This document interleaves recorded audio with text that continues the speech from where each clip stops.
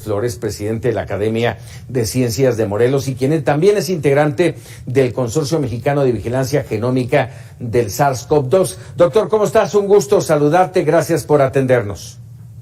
¿Qué tal, Paco? ¿Cómo estás? Muy buenas noches. Un saludo a ti y a todo el auditorio. Muchísimas gracias. A ver, ayúdanos a entender qué es lo que está pasando concretamente con estas dos vacunas, la Sputnik V y la CanSino, que no han sido, hasta donde yo entiendo, no han sido certificadas por la Organización Mundial de la Salud.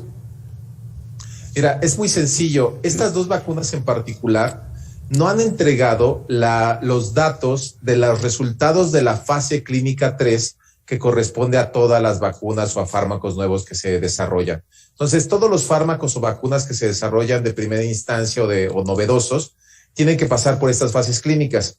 De hecho, como lo menciona el doctor Tedros de la OMS, hay un procedimiento de la OMS que se tiene que seguir para esto. Entonces, ¿de qué depende este procedimiento? De que justo las farmacéuticas entreguen estas evidencias de fase 3 al grupo de expertos que tiene, un grupo asesor. El grupo de asesores lo revisan y luego que tienen un resultado pasa a otro comité que incluso que checa qué tan válidos son las interpretaciones del primer grupo de asesores, y es así como se puede incluir en este procedimiento que se llama procedimiento de inclusión en la lista de la OMS de uso de emergencias de estos medicamentos o de fármacos o de métodos de diagnóstico o vacunas en este caso.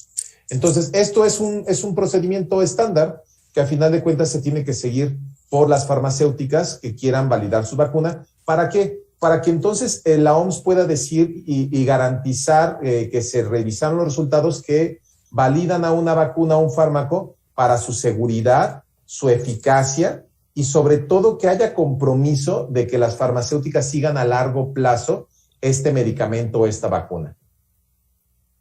De acuerdo a lo que nos estás diciendo, no han completado el proceso, no han presentado la fase 3, que es la que garantiza finalmente la efectividad de estas vacunas, y me refiero en concreto al Sputnik V rusa, y en este momento Rusia está viviendo una situación verdaderamente complicada de la pandemia, a tal grado que han determinado una semana de cierre total en Moscú. Así es. En el caso particular de la vacuna Sputnik, lo último que entregaron fue un resultado preliminar de su fase 3 el 20 de febrero en la revista The Lancet. Este trabajo lo único que dice es esos resultados preliminares que tienen en la población de Rusia. Ahora, para que la gente entienda el contexto, la fase 3 involucra probar el medicamento o la vacuna en cientos de miles de personas con distintas condiciones y además en distintas regiones del mundo. Entonces, finalmente, si se desarrolla en Rusia, no valen solamente los datos que tengan en Rusia, valen aquellos que hagan en las pruebas clínicas, por ejemplo, en México o en Estados Unidos, en Europa. Todos esos datos se recopilan, son evaluados por los expertos de la OMS, luego pasan al grupo de asesores técnicos y finalmente la OMS decide incluirlo en esta lista de medicamentos o vacunas de uso de emergencia que tienen. A ver, hay un importante número de mexicanos que han sido vacunados con Sputnik V y con CanSino. ¿Hay preocupación por parte de ellos? ¿Debemos de estar preocupados? Más que la preocupación puede venir de la incertidumbre. Así es. A final de cuentas, como no hay transparencia y no hay estos resultados de manera pública para que finalmente otros, además de los expertos de la OMS, cualquier otra persona o experto en el área, científicos mexicanos o a nivel internacional, pueda emitir un juicio o una opinión, pues normalmente por eso las farmacéuticas y los investigadores hacemos estas publicaciones en revistas internacionales. Para el caso de CanSino y de Sputnik, no existen tales publicaciones, no existe esta información. Entonces, por lo pronto, no podemos decir si es buena o mala, no hay información. Ahora, ¿por qué se administró? Es porque, a final de cuentas, en cada país, las autoridades de salud, o en este caso, por ejemplo, de la COFEPRIS es la autoridad que puede avalar la vacuna, lo hace en función de las evidencias que ellos reciben y que a final de cuentas tienen la facultad de decir esto es suficiente para la población mexicana en base a las evidencias que ellos tienen y a los conocimientos y a la evaluación que ellos hacen, ¿no? Sin embargo, esto no puede escalar a nivel mundial. O sea, el hecho de que la FDA o la COFEPRIS o cualquier otra instancia digamos, de reglamentación de fármacos, lo que digan ellos no tiene por qué presionar a la OMS. La OMS es una entidad independiente que va a hacer su propia evaluación. Ahora, finalmente lo que dice el doctor Tedros es decir, bueno, si ustedes necesitan en México ayuda para hacer esta evaluación, con mucho gusto pueden venir sus expertos, que son, por ejemplo, el Comité de Moléculas Nuevas de la COFEPRIS, asesorarse con la gente de la OMS, regresar y hacer un diagnóstico. Ahora, aquí finalmente se hizo uso de la facultad que tiene la COFEPRIS para poder aceptar estas dos vacunas y finalmente controlar la pandemia. Así es. A ver, en este entorno de las vacunas, déjame cambiar un poco el tema, doctor.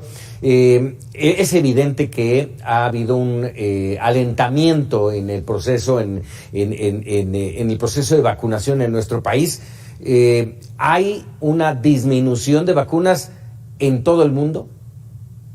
Sí, de hecho, eso se sabía que iba a ser un cuello de botella, iba a ser un reto para las farmacéuticas. Considerando que tenemos que vacunar al 87% de la población mundial para poder cortar la transmisión del virus, pues producir en algunos casos entre 7 y 14 billones de vacunas es algo que no es fácil, no es trivial. Entonces, digamos que tenemos solamente algunas farmacéuticas que ya, digamos, tenemos entre 7, 8 vacunas que ya hay esta autorización en la OMS para su uso de emergencia, y finalmente el reto que tiene es pues hacer la producción y la logística de distribución.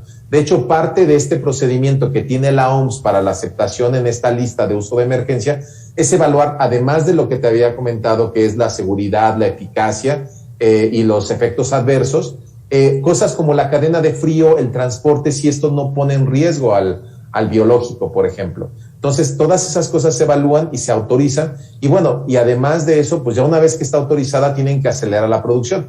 Pero a veces, como cualquier cosa, o sea, hay una escasez por la misma pandemia, ¿no? O sea, incluso los viales para envasar las vacunas a veces han sido el cuello de botella, los plásticos, la logística, cómo enviamos en una cadena de frío de menos 30 o menos 70 grados, pues millones de dosis de vacunas. Entonces, esto abona al reto que implica las vacunas. Pero sí, hay un desabasto mundial, pero definitivamente nuestras autoridades tienen que hacer lo necesario para las gestiones y compra de estos biológicos para garantizar la seguridad de salud de la población. Esto pone en duda el hecho de que 90 millones de mexicanos mayores de 18 años estén vacunados al cierre de este mes. Faltan 9 días. Y aún restan, de acuerdo a las cuentas oficiales, alrededor de 25 millones de mexicanos.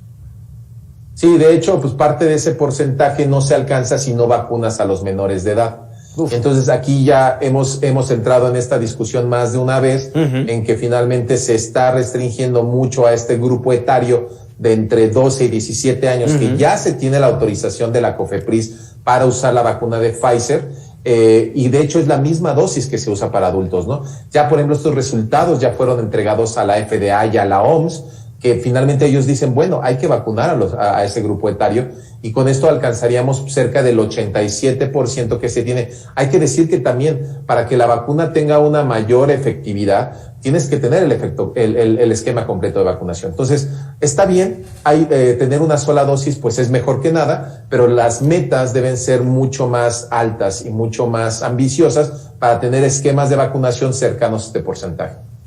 Así es. Alejandro, te agradezco mucho estos minutos para Mega Noticias con un tema que es evidentemente de gran importancia para todos.